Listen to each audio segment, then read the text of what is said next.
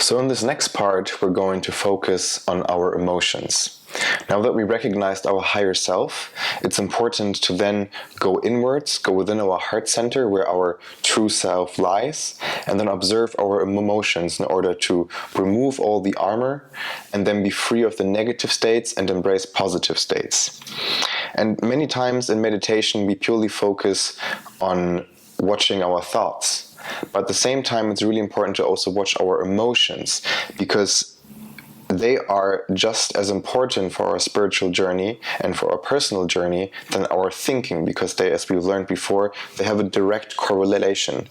Thoughts lead to emotion, and then we can change our thoughts, but we can also change and observe our emotions.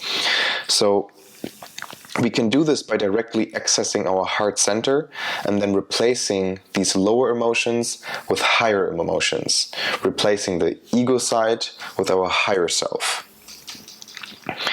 And we have access to our heart and to open our heart by removing the armor that we're all carrying. Sometimes we're really slouched over, and this is just a protective mechanism to protect ourselves. We're trying to protect ourselves from the world and from circumstances by closing ourselves off.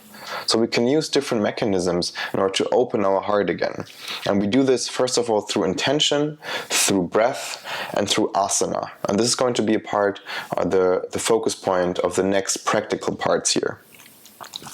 So we're going to feel and to connect into our heart center by practicing also self-gratitude and self-forgiveness, by practicing loving kindness towards ourselves and towards others, and then also through an open heart meditation. A very important aspect of emotional healing is our breath. Next to observing our emotions, our breath can be an amazing tool to really go deep into our emotional states and releasing them.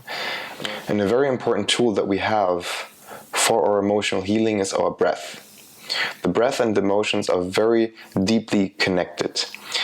And this is because a lot of our emotions are being stored in our chest and in our lungs.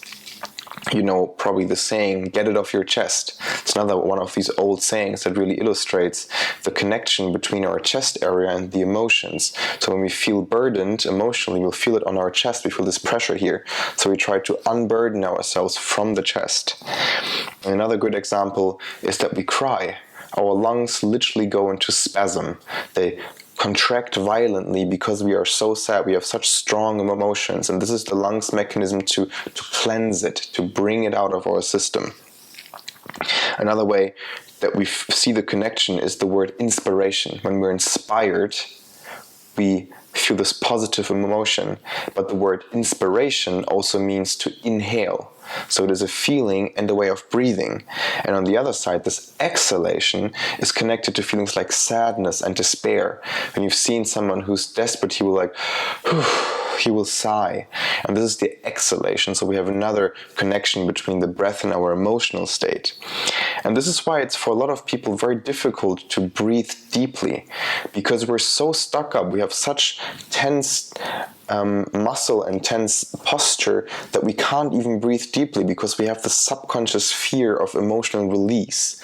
So a lot of people are not able to really breathe deeply because they fear of what will come out then. They're not ready, they're not able to release that. And so this is why we're using the breath especially as a really important tool to release our emotions.